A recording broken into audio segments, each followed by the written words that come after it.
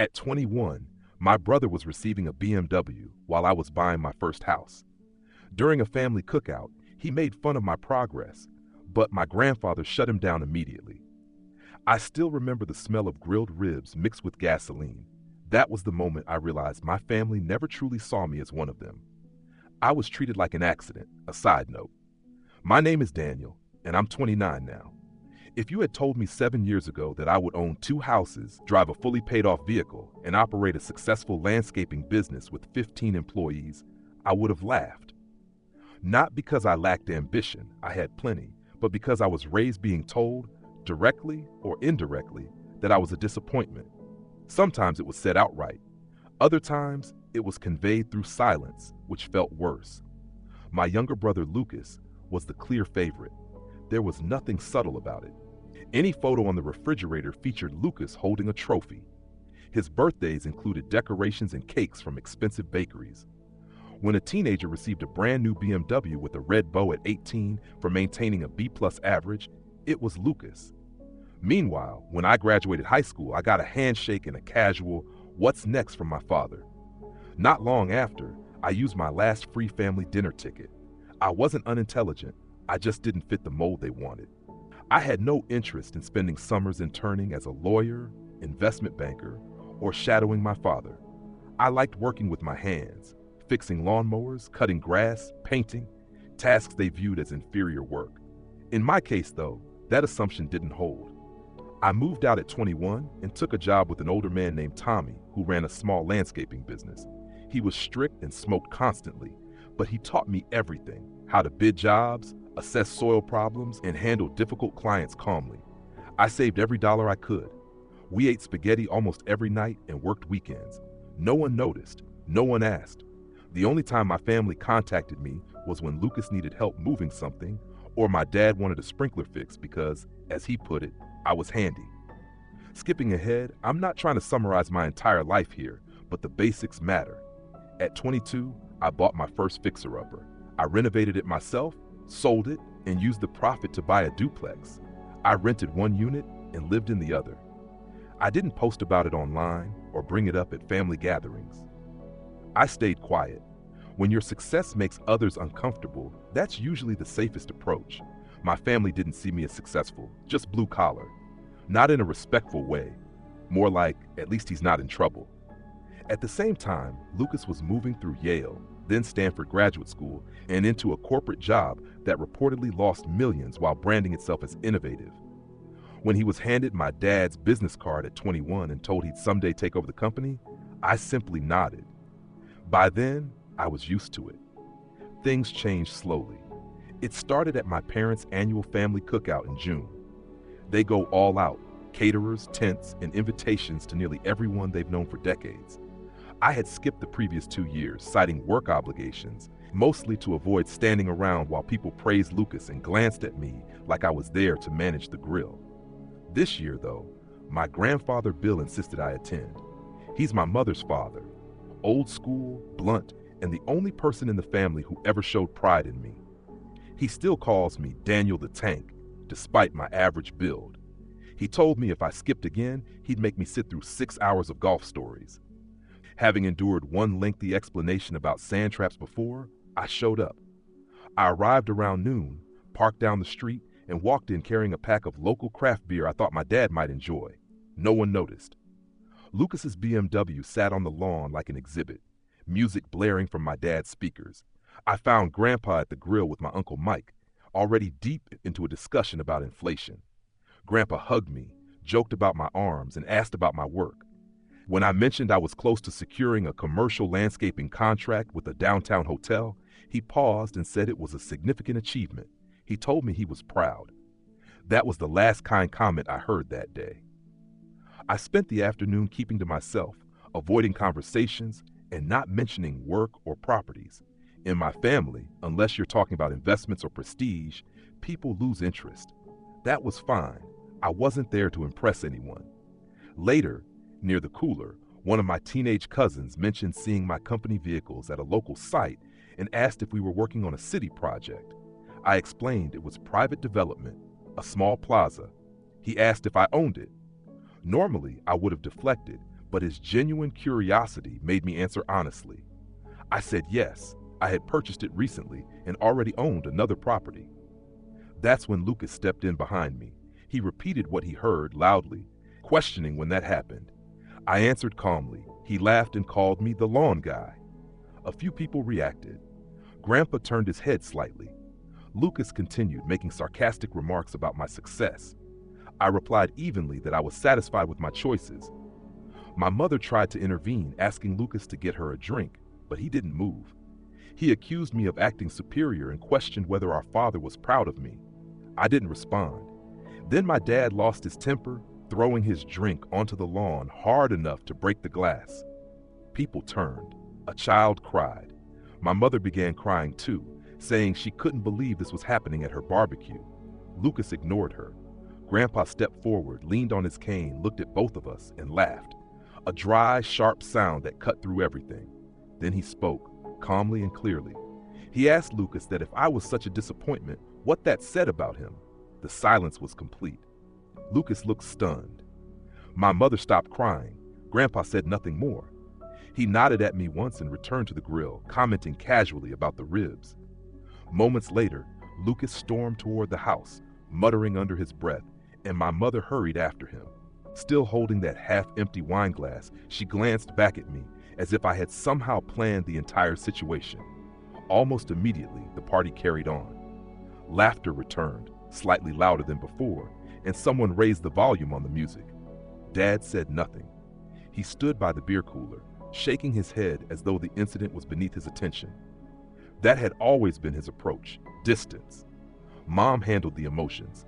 Lucas remained the prized centerpiece, and Dad stayed removed from it all. I stayed about another hour. I spoke with Grandpa again, and he never brought up what had happened. We talked about tomato plants, soil quality, and the weather. Just before I left, he slipped me a napkin with a name and phone number written on it. It belonged to a friend of his who managed several commercial rental properties. "Tell him I sent you," Grandpa said. "He'll treat you fairly." I thanked him and left without drawing attention. Later that night, Lucas posted a vague message on Instagram.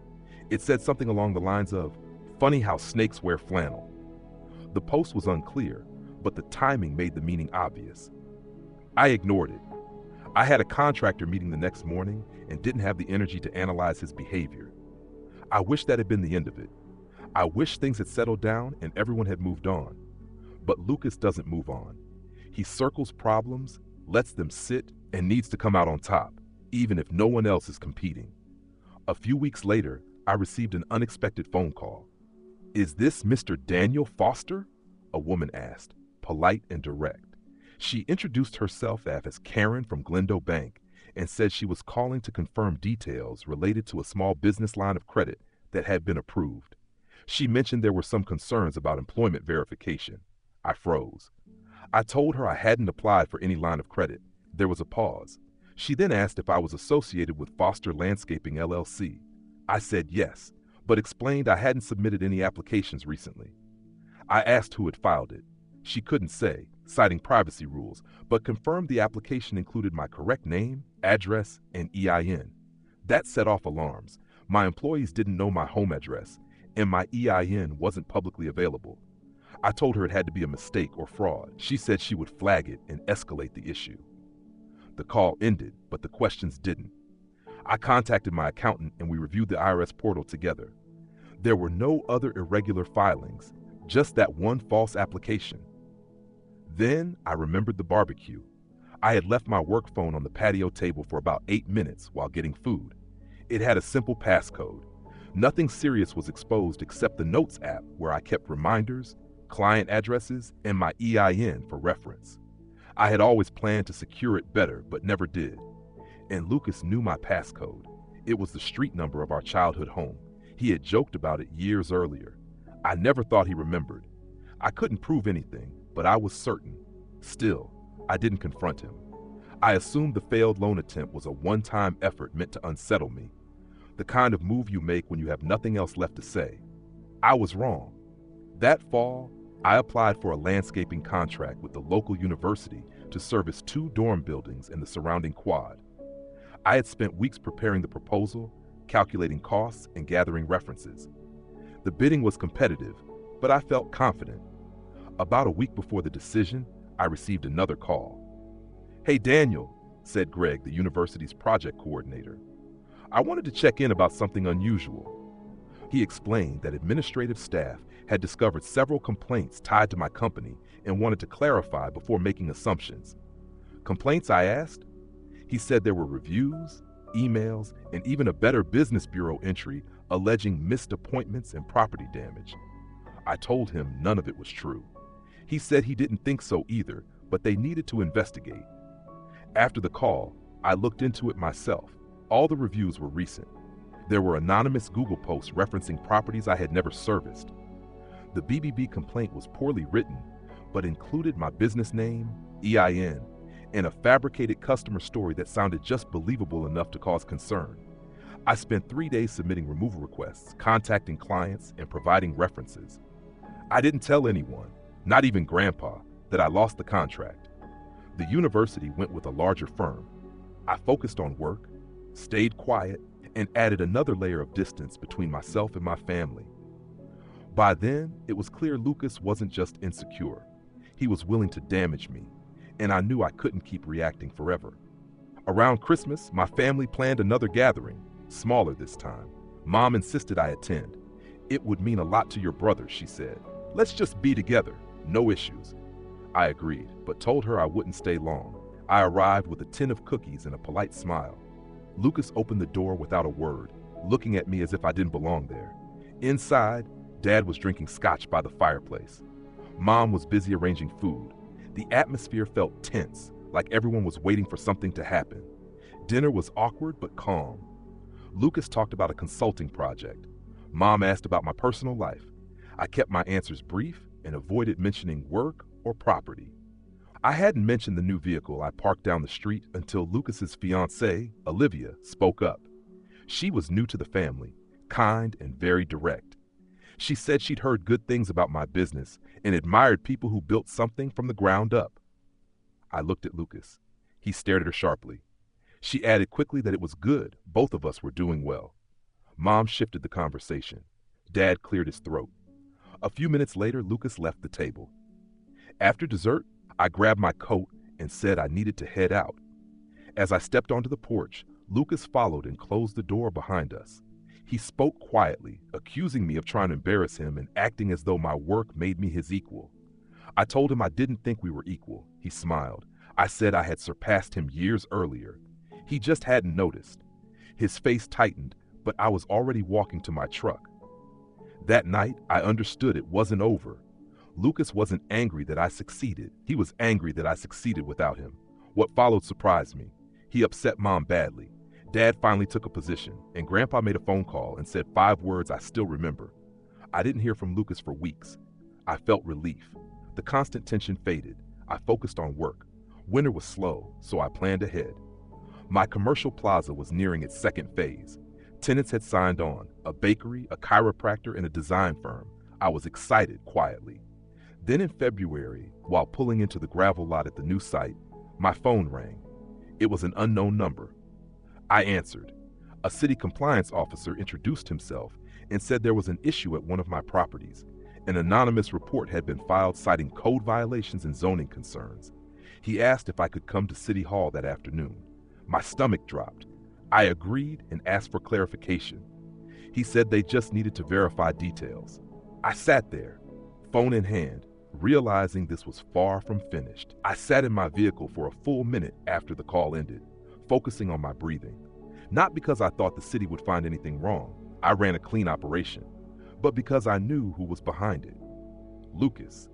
I didn't have proof yet, but the pattern was unmistakable. Anonymous complaints, vague allegations, just enough to create delays and friction. This wasn't about exposing me as a fraud. It was about wearing me down until I quit. That afternoon, I sat across from a reserved woman in a plain government office as she reviewed a checklist of concerns. I kept my tone steady and handed over my permits, zoning approvals, and safety documentation. By the end, her posture softened. She said, "This appears to be a well-organized project, Mr. Foster. We'll likely close this complaint with minimal follow-up." Even so, the damage was already in motion. The next day, my contractor canceled the bakery build. The bakery requested a delay clause in their lease. The chiropractor's attorney wanted to renegotiate terms, and the designer stopped responding entirely. The insurance company refused to proceed until the city officially cleared the issue, which could take weeks. I barely slept that week. I replayed every decision I'd made since starting out, questioning whether I should have moved slower, stayed with basic lawn care, or listened when my family implied I'd aimed too high. One evening at Home Depot while picking up parts for a truck, my legs gave out briefly. I caught myself on a rack of PVC fittings and stood there for several minutes, breathing. It wasn't the financial setback, I could handle that. It was knowing the pressure came from inside my own family, that my brother, who had every advantage, couldn't accept me building something real. That's when the shame hit. Not for my actions, but for my inaction. For allowing them to keep treating me like the underdog, a background character in Lucas's success story. Every time I stayed quiet or tried to keep the peace, I thought I was being mature. In reality, I was shrinking myself so others could step over me. I almost called Grandpa that night, then stopped myself. He was in his 80s and didn't need more of my problems. But the next morning, he showed up anyway. He drove his rusted Ford straight into the gravel lot on Maple, parked beside my truck, and stepped out like he owned the place. He held 2 coffees and wore that familiar crooked smile. "Figured you might be too stubborn to call," he said. I took the coffee, and we stood there in the wind watching a backhoe idle near the fence. He didn't ask questions. He waited. So I told him everything: the fake loan application, the false reviews, the BBB complaint, the anonymous city report, the lost tenants, the unanswered calls, and Lucas's role in all of it. I also told him what I hadn't done to stop it. Grandpa listened without interrupting, sipping his coffee like he was watching something inevitable unfold. When I finished, he nodded. "You know what your grandmother used to say?" he asked. I shook my head. "There's a special kind of fool who mistakes silence for weakness," he smiled. "You're not foolish, Daniel. You're patient. But patience has a price if you don't know when to use it." Then he added, "Want my advice? Stop playing chess with a pigeon." I blinked. He grinned and explained that no matter how skilled you are, the pigeon will knock over the pieces and ruin the board. I laughed, genuinely. That laugh helped more than the coffee. Over the next 2 days, I cleaned up the site, tightened every detail, organized records, resubmitted permits with clear annotations, wrote a personal letter to the bakery owner, offered a free month's rent, called the chiropractor directly, and scheduled a video walkthrough to show progress. I couldn't fix everything instantly, but I could show I was steady and not going anywhere. Then I shifted from reacting to planning. I started documenting everything. I ordered camera systems for job sites, not just for security, but for records. I hired a digital consultant to remove fake reviews and trace their origins where possible. I upgraded my accounting software, added stronger security to every app, and changed my phone passcode twice. I stopped just defending myself and started building protection. A week later, the city officially dismissed the complaint. The bakery signed the lease 2 days after that, and the chiropractor followed. The designer never came back, but momentum returned. One morning, while loading mulch into a wheelbarrow at the plaza, I noticed a black Lexus idling across the street. Tinted windows, engine running. It sat there for several minutes, then drove off. I recognized the car. I didn't wave. I kept working. Something shifted that day. I wasn't angry anymore. I was ready to stop waiting for the next attempt to undermine me, ready to stop defending myself, ready to stop letting people who had never built anything decide my value. I wasn't just going to recover, I was going to succeed. Not out of spite, but because every contract, every nail, every planted seed was earned. Nothing had been handed to me, funded by Dad, or saved by favors. And I was done apologizing for that. I didn't know what Lucas would try next, but I had a sense it was coming. It began with an invitation, a wedding invitation. It arrived in a thick cream envelope sealed with wax, like something from a royal announcement. My name was printed on the front in gold script, Mr. Daniel Foster, as if that alone made it sincere.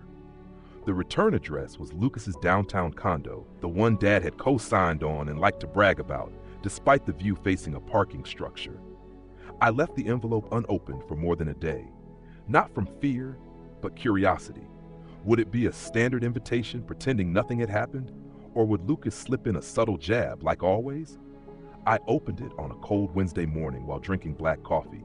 Inside was a formal invitation tied with a blue ribbon. The calligraphy was flawless. It invited me to the wedding of Lucas Foster and Olivia Langston, to be held at the Langston Estate in Riverbend Hills. Olivia came from old money, vineyards, acreage, families with summer homes, and stylists. But the real message was handwritten at the bottom in Lucas's unmistakable style. I hope this event helps us all move forward. Formal dress required. Please leave your work boots at home. I wouldn't want you tracking mud into the rose garden. I stared at it for a full minute. Not angry, not shocked, just finished. This wouldn't stop unless I ended it.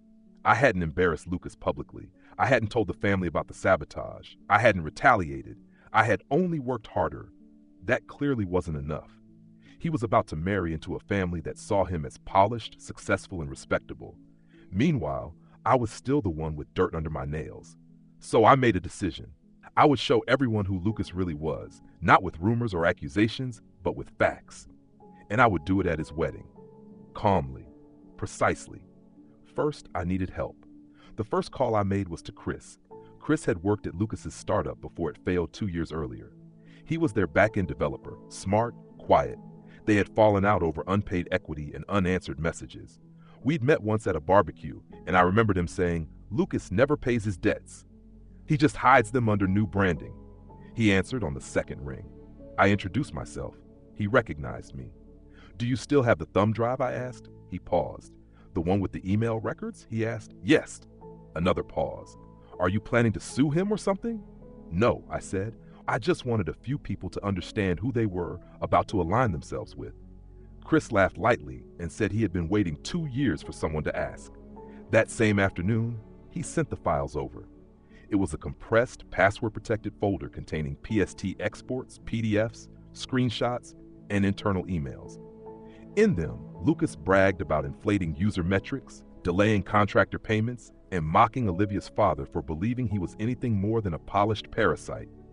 It was thorough, but I couldn't have it come directly from me. That would look personal. I needed distance. So I called Rachel. She was my ex, and we hadn't spoken in about a year since we ended things due to incompatible schedules. Rachel worked in public relations, real PR, reputation management, crisis control, and damage containment. She knew how to dismantle a career without fingerprints. She answered cautiously. I apologized for the unexpected call and said I needed a favor. Her tone changed immediately. I explained the situation, sticking to facts. Not childhood history or resentment, just the emails, the wedding, the lies, the people misled, and the families about to merge under false assumptions. Rachel was quiet for a moment, then said, "Here's the plan." We spent 3 hours selecting the strongest, most verifiable materials, time-stamped emails, bounce check records, Slack messages where Lucas joked about renting friends in suits for meetings with Olivia's parents, and a screenshot of an Excel file showing inflated investment numbers used to pitch a fake app. We assembled a clean, professional dossier, concise, factual, and hard to dismiss. Next, we created a generic Gmail account named event.attendee101 and scheduled the delivery. Rachel had a contact connected to the Langston wedding planning team who confirmed the rehearsal dinner was set for Friday at 6 p.m. We scheduled the email for 5:50 p.m. The subject line read, "Before you toast the groom." That wasn't all. I also prepared for what would come after. I compiled every instance of Lucas's interference, filed a city report regarding the false complaint, gathered IP data from the reviews, and confirmed through one of Rachel's contacts at Google that the activity traced back to Lucas's apartment complex. I logged dates, links, and records. I wasn't pursuing legal action yet, but I wanted leverage. Then I did what I should have done months earlier. I met with my parents. They invited me for lunch to discuss wedding arrangements, and I agreed on one condition, that we speak honestly. We sat on the back patio. Mom poured iced tea. Dad grilled chicken. After several minutes of silence, I said plainly, "I know what Lucas has been doing." Dad froze. I listed the false complaints, the sabotage, the city report, the fake reviews, and told them I had proof. Mom set her glass down carefully and asked why he would do that. I answered calmly, because I built something without him, because I stopped playing the failure, because it made him feel smaller. Dad stared into the grill. I handed Mom a neatly organized folder with documentation. She reviewed it slowly and whispered, "Oh my God." Dad finally said, "He's your brother." I replied, "He's a bully in formal wear." I left the folder with them and didn't say anything about the wedding. I didn't need to. Less than 20 minutes later, my phone rang. It was Grandpa. He said only, "You should get down here. The dam just broke." When I arrived at the Langston estate, the parking staff barely noticed me. Shouting echoed from inside. Grandpa wasn't panicked, but his voice carried urgency.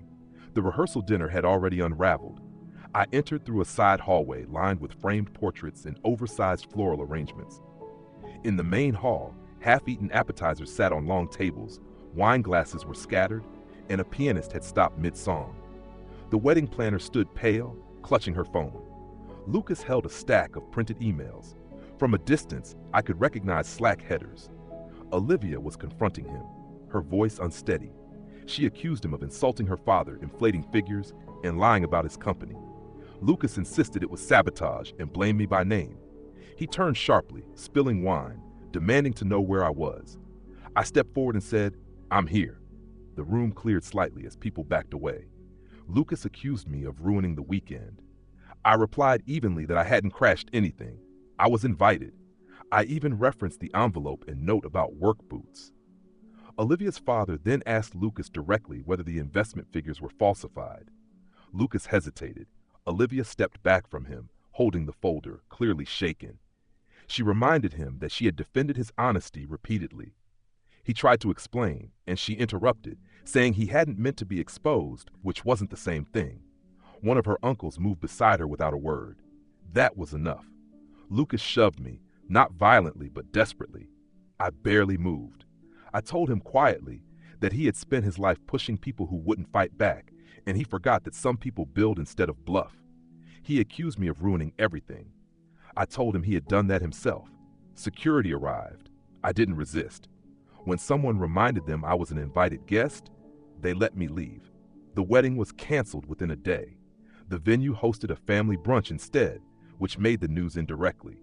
Olivia posted a brief but clear statement ending the engagement. Lucas tried to claim sabotage, but Rachel had already provided the Langston legal team with verified copies, timelines, and IP data. It held. The Langstons pulled their investment, triggering breach clauses that left Lucas financially exposed. My father didn't step in this time. 2 weeks later, he called and admitted he had been wrong about me for a long time. Mom called as well, crying, saying she didn't recognize her own child anymore. I didn't ask which one. She later mailed me photos from my childhood I'd never seen. I put them away for later. Grandpa visited my job site 2 weeks after that. He sat quietly in a folding chair with lemon drops, watching the crew work. Then he said, "That was clean, surgical. You got that from your grandmother." I smiled. That spring, I signed 2 more commercial leases. The plaza filled up. I hired 5 additional employees, bought a new vehicle, and my accountant told me I'd reached my first million. No one handed it to me. I built it. Lucas, last I heard, was consulting for a small startup out of state. He sent one message. "Do you think you've won?" I didn't reply. I already knew the answer. Not because he lost, but because I finally stepped out of his shadow. I wasn't the disappointment. I was the example.